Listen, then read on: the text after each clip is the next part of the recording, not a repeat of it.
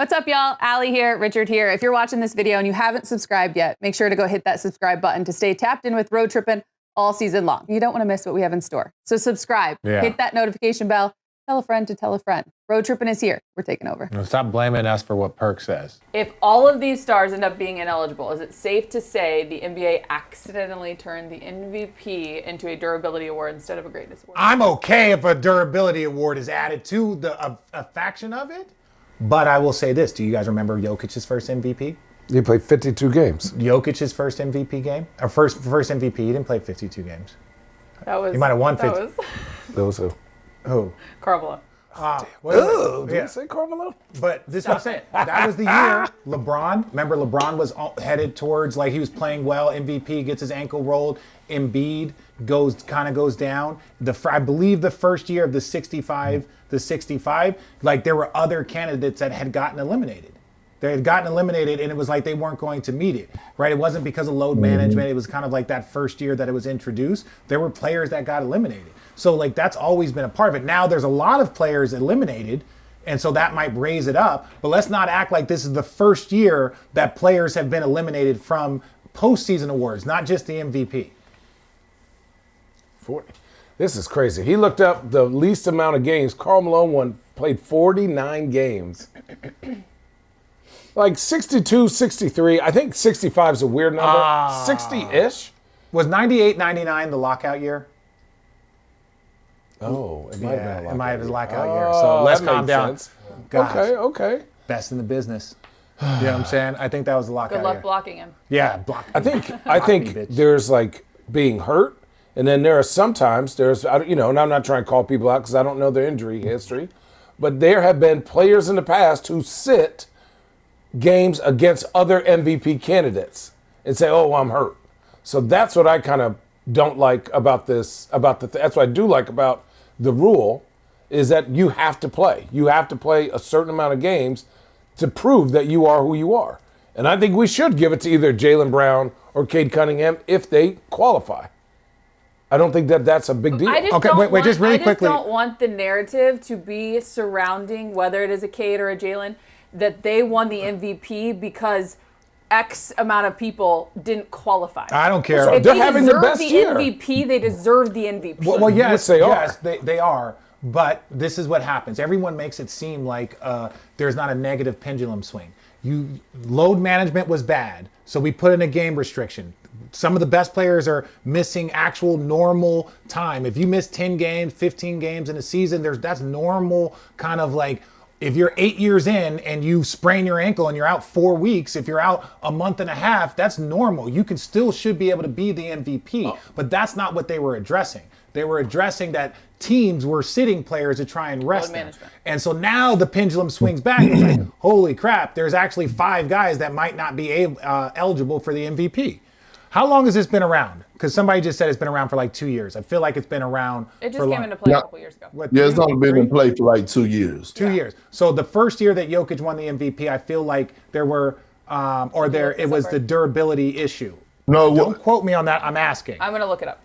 Continue on with. There was something about his MVP candidacy that not me. I wasn't a voter. I'm just saying there was something about his durability that helped him win that. I don't know if there was a 65-game rule. Don't get all sensitive at me. Well, I mean, look, being available should be part of, should be part of it, whether or not you win the MVP. Like we gotta stop fucking around with this, man. Like, MJ was playing 79, averaging probably 79 games a year. Like we got to stop playing around, man. Players have, not just, and it's a real thing. But it's not like. But the bigger conversation surrounding this is, how did we get to this point? Right? How did we get to this point of this whole 65 games? Yes, it's load management, but let's go behind the scenes, because a lot of people don't understand, and a lot of people criticize the players, right, when they sit out, and not realizing that a lot of times it's not in the player's control. A lot of times when a player walk into training camp, especially if you're a franchise player, a team has all these guys behind the scenes now, whether you want to call them doctors or scientists or people that take a deep dive into the schedule. And they look at the schedule and they be like, okay, well, we're traveling here and we're playing this amount of games this week. The following week, study shows that if this guy rests on this following day, that he'll recover faster. Like, it's a lot going on behind the scenes that the actual, like, the fans of the game, they don't know about. Like, am I saying something that's foreign? No. The thing with Nikola Jokic was he won it the year after the bubble, so it was 72-game season. Yeah. But he played all 72. Okay. And he still averaged 26. No, I'm not questioning his numbers, but it was like, yeah. how many did, like, Bron had only played? It was a 72-game season, remember? Because it was shortened. Yes. Because they started it later because of the bubble. Then Embiid but he still played all 72 games. Yeah, I was just saying his durability came into play because Bron had only played like 50. So it was like he's played all the games, the plus minus when he was on off the court. Yeah. So it was, okay, I apologize. It wasn't a rule, but that was a huge narrative for him, was the durability and his plus minus. On the court, best offense in the NBA. When he was off the court, they were the worst team in NBA history when it came to like their efficiency rating. So that was a part of the narrative. It wasn't a blocker for other people, but it was a huge part that helped him get the MVP. So yes, if Cade Cunningham plays in 78 games and his team is the overall #1 seed, that should go into the equation of being the most valuable player. Not the best player in the world, it's the most valuable player. Yep. Sometimes those two things can blend, but that's just the truth. Is this the first time we haven't had foul, what do they call foul baiters as like, like Joel Embiid, they're now saying Jokic, SGA. Think about Jalen. They have the truest expression of basketball players we've seen, and there's no conversation about them playing. What do you mean, elaborate about the foul bait?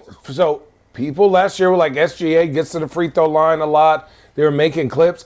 Cade and Jaylen Brown are, you would say, 1 and 2 best players having the best year this year, right? But there's no discussion about how they play.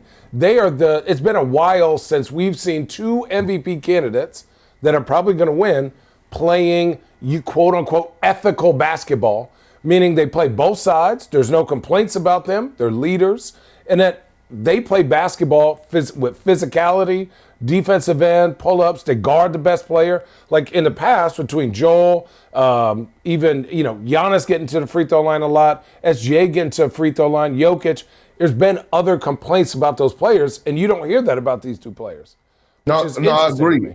I agree. And to all the people that are complaining about calling these people, calling those players, foul baiters or whatever, tell them to go fuck off, because nobody was saying nothing to Jordan and Kobe, Paul Pierce, etc. We used to applaud people for actually getting to the free throw line.